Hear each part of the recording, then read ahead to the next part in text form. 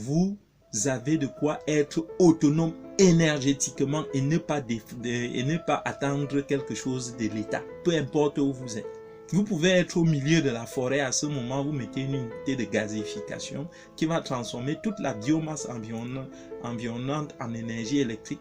Et 100 kW permet d'alimenter 100 foyers. Ça veut dire que vous pouvez alimenter tout un village juste à partir de la biomasse, à partir des herbes. C'est-à-dire que l'herbe que vous voyez là permet de produire du gaz, qui permet de produire du courant électrique. Donc voilà autant d'informations que parfois j'ai l'impression que nos frères africains ou alors ne sont pas informés, ils n'ont pas l'information. Donc aujourd'hui, vous savez, ici, nous on a l'information et nous avons la technologie. Nous savons comment mettre en place ces unités-là. Il faut se rapprocher de nous et nous travaillons ensemble pour vous accompagner dans vos projets industriels. Jusqu'au montage des projets industriels, nous savons le faire.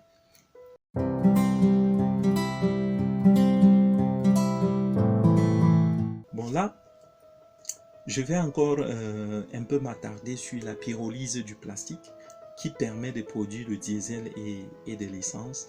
Je vais tout simplement vous donner quelques chiffres. Est-ce que vous savez que avec 500 litres de carburant, 500 litres de carburant, vous pouvez faire fonctionner une unité de production de 100 kW. 100 kW en Afrique, c'est l'équivalent de l'énergie qui permet d'alimenter plus d'une centaine de foyers. Parce que la plupart des foyers, surtout en milieu rural, vivent avec moins d'un kilowatt par jour. Je dis moins d'un kilowatt-heure par jour. Donc imaginez 100 kW. Imaginez la puissance de... C'est toute une industrie, c'est toute une unité de production que vous pouvez faire fonctionner avec 100 kW. Et laissez-moi vous dire que ces 100 kW là, lorsque vous avez un générateur électrique de 100 kW, vous consommez moins de 20 litres de carburant par jour. Ça veut dire que lorsque vous avez une unité de pyrolyse de plastique qui génère pratiquement 500 litres de diesel par jour, vous comprenez que vous pouvez faire fonctionner votre unité de production 20 heures par jour en consommant tout simplement 100 litres. C'est-à-dire que vous produisez 500 litres, mais 100 litres seulement suffit, n'est-ce pas, à faire fonctionner toute la machine qui a contribué à produire ces 100 litres. Et ce que beaucoup d'Africains ne savent pas, c'est que pour une grosse capacité comme celle que je viens de dicter là, vous l'avez à moins de 15 millions de francs. Peu importe le pays dans lequel vous êtes en Afrique, vous avez cette unité de production à moins de 15 millions de francs. Pour ceux qui doutent, alors je vous mets au défi, contactez-nous et nous vous mettrons en place une unité de production pour ce montant-là, 15 millions de francs, peu importe où vous êtes en Afrique.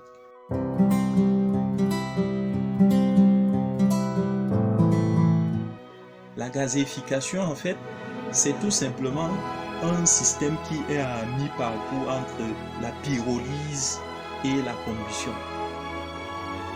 C'est entre la pyrolyse et la combustion. En fait, c'est quoi? C'est tout simplement un système, un processus par lequel on va transformer soit de la biomasse en gaz. Un gaz qu'on appelle souvent du syngas. Donc, c'est un gaz de synthèse, tout simplement. Bon, quand je parle de gazéification, c'est aussi un gros mot qui ne veut rien dire du tout. C'est-à-dire que vous coupez l'herbe du champ là. Vous coupez l'herbe du champ que vous allez faire brûler, mais cette fois-là, ça ne serait pas totalement en absence d'oxygène, parce qu'il s'agit de combustion et de pyrolyse. Donc, c'est un mélange à peu près des deux. Parce que la gazéification se trouve à la frontière entre la pyrolyse et la combustion. Donc, c'est un gros mot qui veut tout simplement dire que vous coupez les arbres ou vous prenez le copeau de bois, les copeaux de bois, les sciures de bois qui sont un peu partout là. Vous prenez ça et puis vous mettez dans une marmite que vous préparez.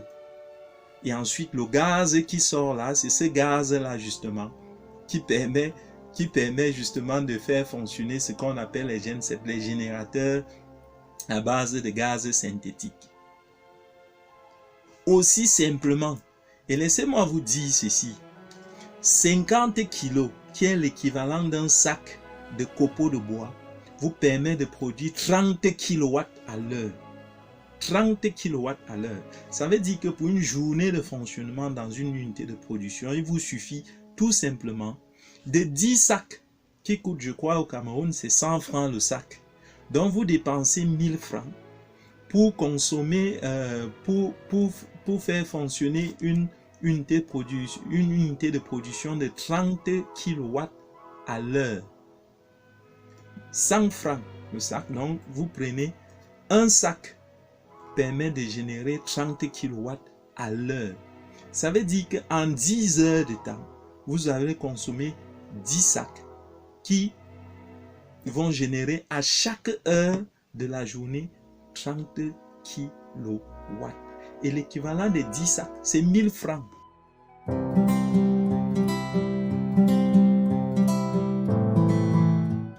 Il y a des unités de gazification plus petites de l'ordre de 5 kW qui vous reviennent de l'ordre moins de 5 millions de francs.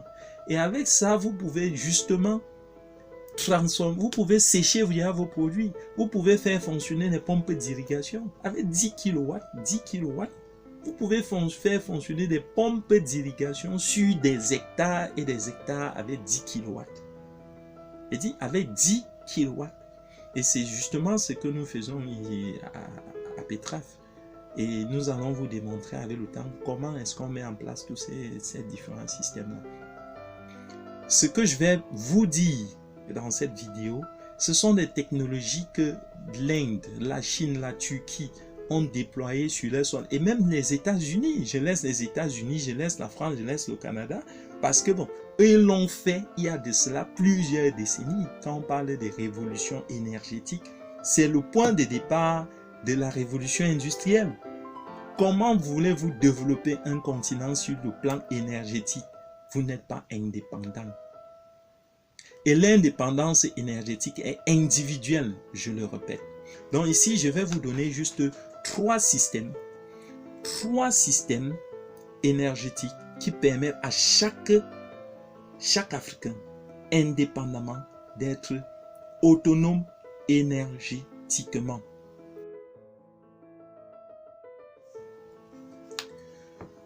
En agribusiness, pour produire et transformer en Afrique, chaque investisseur se heurte à une question principale, la question énergétique. Où trouver l'énergie nécessaire pour faire fonctionner ces machines agricoles? Où trouver l'énergie nécessaire pour faire fonctionner les pompes d'irrigation? Où trouver l'énergie nécessaire pour conserver ces récoltes? Où trouver l'énergie nécessaire pour faire fonctionner les unités de transformation post-récolte? Voilà autant de questions auxquelles se heurtent de nombreux investisseurs partout sur le continent africain et que dans cette vidéo, nous essayons de trouver des réponses adéquates. Bienvenue à tous et à toutes. Moi, c'est Kamer de Produits et Transformer en Afrique. Ici, nous apportons notre contribution à notre manière au développement agro-industriel du continent africain. Et dans cette optique, nous développons un certain nombre de sujets passionnants pour moi et que j'espère sera aussi passionnant pour vous. Nous parlons notamment d'agriculture bio-intensive de conservation du sol. Nous parlons ici de mécanisation agricole. Nous parlons également de biofertilisation automatisée. Et nous parlons aussi de création des unités de production agro-industrielles autonomes. Donc, si cette thématique-là vous intéresse, alors il vous reste une seule chose à faire, c'est de vous abonner et de sonner la cloche de notification pour ne jamais rater aucune de nos vidéos. Donc, tout de suite, je vais entrer dans le vif du sujet. Comme je disais tantôt, la plupart des investisseurs africains se heurtent à de nombreuses difficultés. Et la difficulté principale est celle de l'énergie. Alors le véritable problème que les Africains rencontrent, c'est un problème d'information et de veille technologique, je dirais même veille énergétique. Combien d'investisseurs prennent du temps pour s'enquérir de la question énergétique avant de se lancer? Ou alors, combien même recherchent même l'information pour se galvaniser suffisamment avant de s'investir. À ce niveau-là, il va sans dire certainement qu'il y a un problème informationnel. Car l'information permet de mieux décider, de mieux s'organiser et de mieux planifier. Où trouver l'information? Les Africains passent la majeure partie de leur temps à danser, à faire la fête et à boire. Bon, je ne juge pas les gens ici, mais je dis seulement ce qui est et ce que nous constatons. Par contre, vous remarquerez que tous les pays, je prends le cas de la Chine, les pays émergents, la Chine, l'Inde, vous remarquerez que tous ces pays émergents-là, pour développer, se sont d'abord autonomisés sur le plan énergétique. Si nous, Africains, aujourd'hui, nous voulons une certaine émergence, comme on parle un peu partout d'émergence sur le continent, il va falloir à un moment donné que tous les investisseurs prennent conscience de l'enjeu énergétique et cherchent à avoir leur autonomie, c'est-à-dire leur indépendance individuelle en matière énergétique.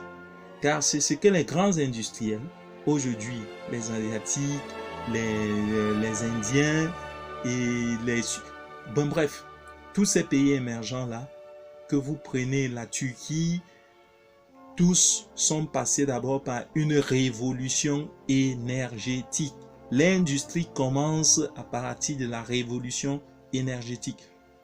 Il faudrait que chaque Africain, chaque investisseur, avant de poser la moindre machine sur le continent africain, réussisse d'abord à mettre en place un système qui le rend autonome énergétiquement.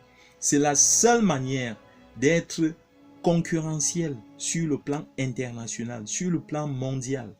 Parce que quand vous avez la maîtrise énergétique, vous avez la maîtrise des coûts et par conséquent, vous pouvez être concurrentiel sur le marché international. Sans maîtrise énergétique, on n'est pas du tout concurrentiel. Je vais prendre un exemple, par exemple, sur les accords ACPE que la plupart des États africains ont signés. On ne peut aucunement être concurrentiel quand sur le plan énergétique, on n'a pas une certaine autonomie, on n'a pas une certaine indépendance. Et lorsque même les installations existantes sont vétustes et en plus, elles ne permettent pas de desservir les milieux ruraux, les zones de campagne, les zones de production. Donc, il faut comprendre là que la question énergétique demeure au centre des préoccupations du développement industriel sur le continent africain. Je vais de ce pas-là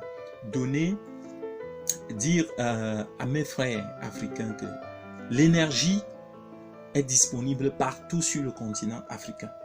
Il faut juste se cultiver, s'informer et pratiquer une veille énergétique, j'allais dire technologique, pour ne pas rater les grandes évolutions qui sont en train de s'opérer au jour le jour sur le plan énergétique. Ce que je vais vous dire dans cette vidéo, ce sont des technologies que l'Inde, la Chine, la Turquie ont déployées sur leur sol. Et même les États-Unis, je laisse les États-Unis, je laisse la France, je laisse le Canada, parce que bon, eux l'ont fait il y a de cela plusieurs décennies. Quand on parle des révolutions énergétiques, c'est le point de départ de la révolution industrielle. Comment voulez-vous développer un continent sur le plan énergétique? Vous n'êtes pas indépendant. Et l'indépendance énergétique est individuelle, je le répète. Donc ici, je vais vous donner juste trois systèmes énergétiques qui permettent à chaque Africain, indépendamment, d'être autonome énergétiquement. Le premier système que je vais par là dire, c'est la pyrolyse du plastique. La pyrolyse du plastique, c'est un système qui a permis à de nombreux pays de s'affranchir sur le plan énergétique, notamment au niveau des campagnes. Je vais d'abord expliquer la notion de pyrolyse du plastique. C'est un gros mot qui ne veut rien dire. C'est tout simplement du plastique qu'on va disons qu'on va brûler du plastique en absence d'oxygène, c'est-à-dire une combustion en absence d'oxygène. Et les gaz générés vont être refroidis à certaines températures pour avoir ce qu'on appelle l'huile de pyrolyse. L'huile de pyrolyse, disons-le ainsi. Et ensuite, cette huile-là va passer maintenant dans une autre station. C'est une petite unité de raffinerie. Et de cette unité de raffinerie-là, on va obtenir du diesel et de l'essence. Donc c'est ça, la pyrolyse du plastique permet d'avoir ce qu'on appelle l'huile de pyrolyse. Et cette huile de pyrolyse est ensuite raffinée pour avoir maintenant du diesel ou de l'essence. Donc voilà, cette unité de pyrolyse là, la pyrolyse du plastique vous permet, parce que le plastique est disponible partout et en abondance. La Chine a été longtemps la poubelle du monde. Et on traitait la Chine de poubelle du monde. Pourquoi? Parce qu'elle prenait pratiquement le plastique du monde entier pour recycler. Mais les gens ne savaient pas que dans ce recyclage, la Chine produisait également ce qu'on appelle le carburant plastique. Et à base de ce carburant plastique, dans toutes les campagnes, c'est pour ça qu'ils ont développé beaucoup la petite mécanisation, parce que à base du carburant obtenu par du carburant du plastique accessible dans les campagnes, parce que le plastique est accessible partout, alors cela a permis à chaque paysan, à chaque agriculteur d'être indépendant énergétiquement parlant. Et à partir de cette indépendance énergétique, vous comprenez pourquoi la Chine a exporté pendant des années le soja et je ne sais pas. Elle a nourri les États-Unis, nourri même presque, disons même le monde entier pendant plus d'une décennie. C'est partant de l'indépendance énergétique. Il faut acquérir son indépendance énergétique et pour cela, il faut appliquer les résultats de la science. Il faut déployer la technologie. Il y a de cela quelques temps, j'ai mis en ligne une vidéo où je démontrais comment on pouvait transformer par exemple l'huile de vidange en carburant diesel pour faire fonctionner les unités de production. Bon là, je vais encore un peu m'attarder sur la pyrolyse du plastique qui permet de produire le diesel et de l'essence. Je vais tout simplement vous donner quelques chiffres. Est-ce que vous savez que avec 500 litres de carburant, 500 litres de carburant, vous pouvez faire fonctionner une unité de production de 100 kW. 100 kW en Afrique, c'est l'équivalent de l'énergie qui permet d'alimenter plus d'une centaine de foyers. Parce que la plupart des foyers, surtout en milieu rural, vivent avec moins d'un kilowatt heure par jour. Je dis moins d'un kilowattheure par jour. Donc, imaginez 100 kilowatts. Imaginez la puissance de... C'est toute une industrie, c'est toute une unité de production que vous pouvez faire fonctionner avec 100 kilowatts. Et laissez-moi vous dire que ces 100 kilowatts là, lorsque vous avez un générateur électrique de 100 kilowatts, vous consommez moins de 20 litres de carburant par jour. Ça veut dire que lorsque vous avez une unité de production, je vais dire une unité de pyrolyse de plastique qui génère pratiquement 500 litres de diesel par jour, vous comprenez que vous pouvez faire fonctionner votre unité de production 20 heures par jour en consommant tout simplement 100 litres. C'est-à-dire que vous produisez 500 litres, mais 100 litres seulement suffit, n'est-ce pas, à faire fonctionner toute la machine qui a contribué à produire ces 100 litres. Et ce que beaucoup d'Africains ne savent pas, c'est que pour une grosse capacité comme celle que je viens de dicter là, vous l'avez à moins de 15 millions de francs. Peu importe le pays dans lequel vous êtes en Afrique, vous avez cette unité de production à moins de 15 millions de francs. Pour ceux qui doutent, alors je vous mets au défi, contactez-nous et nous vous mettrons en place une unité de production pour ce montant-là, 15 millions de francs, peu importe où vous êtes en Afrique. Donc ça, c'est pour vous dire que avec une unité pareille, comme je venais de vous le dire, vous pouvez aller jusqu'à 120 kW par jour. C'est-à-dire 120 kW pendant 20 heures. Je ne parle pas, c'est-à-dire c'est 120 kW à l'heure. Pendant 20 heures en une journée, vous consommerez à peu près 400 litres de carburant diesel pour un investissement de 15 millions de francs. Donc c'est pour ça que je disais, le problème en Afrique, c'est un problème d'information. Beaucoup d'Africains manquent d'information parce qu'il y a cette absence de veille technologique. Il y a cette, je ne sais pas comment qualifier ça, mais de manière résumée, c'est un problème informationnel. Donc là, je vais vous présenter aussi rapidement le deuxième système. Celui-là, c'est la gazéification. La gazéification, en fait, c'est tout simplement un système qui est à mi-parcours entre la pyrolyse et la combustion.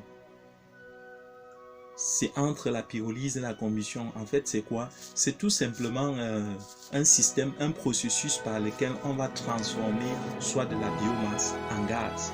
Un gaz qu'on appelle souvent du syngaz. Donc, c'est un gaz de synthèse, tout simplement. Bon, quand je parle de gazéification, c'est aussi un gros mot qui ne veut rien dire du tout. C'est-à-dire que vous coupez l'herbe du champ là.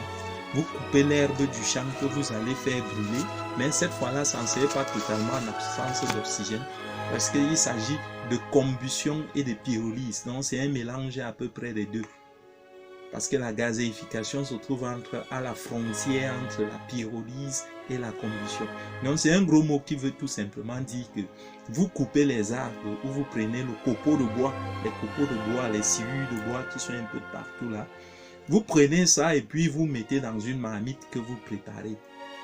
Et ensuite, le gaz qui sort là, c'est ce gaz-là justement qui permet justement de faire fonctionner ce qu'on appelle les générateurs à base de gaz synthétique. Aussi simplement, et laissez-moi vous dire ceci, 50 kg, qui est l'équivalent d'un sac de copeaux de bois, vous permet de produire 30 kW à l'heure. 30 kW à l'heure. Ça veut dire que pour une journée de fonctionnement dans une unité de production, il vous suffit tout simplement de 10 sacs qui coûtent, je crois, au Cameroun, c'est 100 francs le sac. Donc vous dépensez 1000 francs pour consommer, pour faire fonctionner une unité de production de 30 kW à l'heure. 100 francs le sac, donc vous prenez un sac permet de générer 30 kW à l'heure. Ça veut dire qu'en 10 heures de temps, vous avez consommé 10 sacs qui vont générer à chaque heure de la journée 30 kW. Et l'équivalent de 10 sacs, c'est 1000 francs. 1000 francs pour 30 kWh. 30 kWh, je vous rappelle déjà que à titre de comparaison, ce que la plupart des ménages utilisent, vous êtes pratiquement, généralement, vous ne dépassez même pas les 5 kW ou 10 kW. Et dit dans la plupart des ménages. Donc imaginez donc 30 kW. Là, nous parlons déjà d'unité de transformation. Bon, là, c'est à petite échelle. Hein. Si je vais maintenant à grande échelle, je vais encore prendre un exemple. À grande échelle, est-ce que vous savez qu'il vous faut 150 kilos de biomasse? Quand il parle de biomasse, en fait, il s'agit de l'herbe. Il s'agit de la sciure de bois, il s'agit des fragments de bois, il s'agit de votre bois que vous avez en forêt. Notamment les pays tropicaux qui ont assez de forêts, où il y a assez de matière végétale, normalement ne devraient pas avoir de problème énergétique. Un système de gazéification, par exemple, je prends un système de gazéification de 30 kW. Oui, disons, non, je vais prendre de 10 kW. De 10 kW, par exemple, vous revient pratiquement dans les 15 millions. J'essaye toujours d'être dans une fourchette de 15 millions, mais sachez aussi qu'il y a des unités de gazéification plus petites, de l'ordre de 5 kW, qui vous reviennent de l'ordre, le coût de revient d'une unité ou le coût final vous revient à moins de 5 millions de francs. Moins de 5 millions de francs. Et avec ça, vous pouvez justement transformer, vous pouvez sécher vos produits. Vous pouvez faire fonctionner des pompes d'irrigation avec 10 kW. 10 kW. 10 kW, vous êtes de l'ordre de 10 à près de 10 millions. Vous pouvez faire fonctionner des pompes d'irrigation sur des hectares et des hectares avec 10 kW. Et dit avec 10 kW. Et c'est justement ce que nous faisons à Petraf. Et nous allons vous démontrer avec le temps comment est-ce qu'on met en place tous ces différents systèmes-là. Donc, il était important que je rappelle ici qu'en Afrique, en réalité, le problème, c'est un problème d'information. Ce n'est même pas un problème d'État. Parce qu'ils sont nombreux qui construisent des villas à des dizaines de millions de francs ici au pays. Et partout en Afrique, c'est dit que le problème n'est même pas un problème, c'est pas toujours un problème financier. En Afrique, on connaît encore faire les tontines, mais il faut qu'on fasse aussi des tontines industrielles, c'est-à-dire que les gens se mettent ensemble pour lancer, pour mettre en place une unité de production énergétique. Après avoir mis en place une unité de production énergétique, ils mettent en place maintenant une unité de transformation. Et ce n'est qu'après avoir mis l'unité de transformation que normalement on doit aller au champ. C'est à ce moment-là qu'on va cultiver. Et en cultivant, on serait mieux outillé parce qu'on aura déjà une unité énergétique. C'est-à-dire que l'énergie, ça peut être le diesel que vous avez produit, ça vous permet de faire fonctionner vos machines dans vos champs. Ça vous permet de faire fonctionner vos pompes d'irrigation. Et ensuite, maintenant, le gaz que vous produisez à travers l'unité de gazéification, puisque c'est de ça que je parlais, ce gaz, il faut savoir que comme il existe des générateurs qui fonctionnent au diesel, il existe aussi des générateurs qui fonctionnent au gaz. Donc, autant vous pouvez produire de l'électricité à base du diesel, un générateur diesel, vous produisez aussi de l'électricité, du courant électrique à base d'un générateur qui fonctionne au gaz. Donc voilà ces deux systèmes. Avec ces deux systèmes, en fonction de votre localisation sur le continent et en fonction de la disponibilité des matières, vous choisissez l'un ou l'autre. Le plastique déjà il est universel, il est disponible partout. Donc ça c'est un système passe-partout. La gazéification par contre requiert des zones où il y a assez de biomasse. C'est-à-dire des zones où on cultive par exemple le palmier à huile. Vous pouvez collecter tous les déchets là, tous les noix, et où il y a aussi les noix de palme. Les noix de palme, vous avez les noix de coco. Vous pouvez récupérer tous ces déchets là, c'est ça qu'on appelle biomasse. C'est de la matière carbonée tout simplement, du carbone. Donc vous récupérez et même les pneus de voiture que vous voyez là sont riches en carbone. Même ces pneus de voiture là peuvent rentrer dans les unités de gazéification pour être transformés en gaz. Et même la valorisation de ces pneus là est très importante parce que vous retirez, vous en sortez avec plusieurs produits, plusieurs sous-produits qui ont une certaine valeur. Vous allez ressortir avec du fer.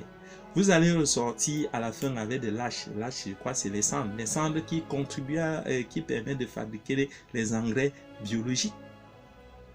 Donc là, je vous ai présenté deux systèmes. La première, c'est la pyrolyse. Le premier, d'autant pour moi, le premier système, c'est la pyrolyse du plastique. Et le deuxième système, maintenant, c'est la gazéification tout simplement de la biomasse. Avec ces deux systèmes, vous avez de quoi être autonome énergétiquement et ne pas attendre quelque chose de l'État, peu importe où vous êtes. Vous pouvez être au milieu de la forêt, à ce moment, vous mettez une unité de gazéification qui va transformer toute la biomasse environnante en énergie électrique. Et 100 kW permet d'alimenter 100 foyers. Ça veut dire que vous pouvez alimenter tout un village juste à partir de la biomasse, à partir des herbes. C'est-à-dire que l'herbe que vous voyez là permet de produire du gaz, qui permet de produire du courant électrique. Donc voilà autant d'informations que parfois j'ai l'impression que nos frères africains ou alors ne sont pas informés, ils n'ont pas l'information. Donc aujourd'hui, vous savez, ici, Nous, on a l'information et nous avons la technologie. Nous savons comment mettre en place ces unités-là. Il faut se rapprocher de nous et nous travaillons ensemble pour vous accompagner dans vos projets industriels. Jusqu'au montage des projets industriels, nous savons le faire. Je pense que je vous ai présenté des systèmes et sachez donc que ces systèmes-là, nous les déployons. Nous les déployons partout en Afrique. Donc, si vous êtes dans le besoin et que vous trouvez que... bon bref, de manière simple, si vous êtes dans le besoin, vous savez où nous trouver. Supertraf, produit et transformé en Afrique. Donc sur ce, je vous dis merci. Merci de nous avoir suivis et prenez la peine de vous abonner et d'activer la cloche de notification pour recevoir, n'est-ce pas, des informations comme ce que je viens de vous donner ce soir. Ok, merci.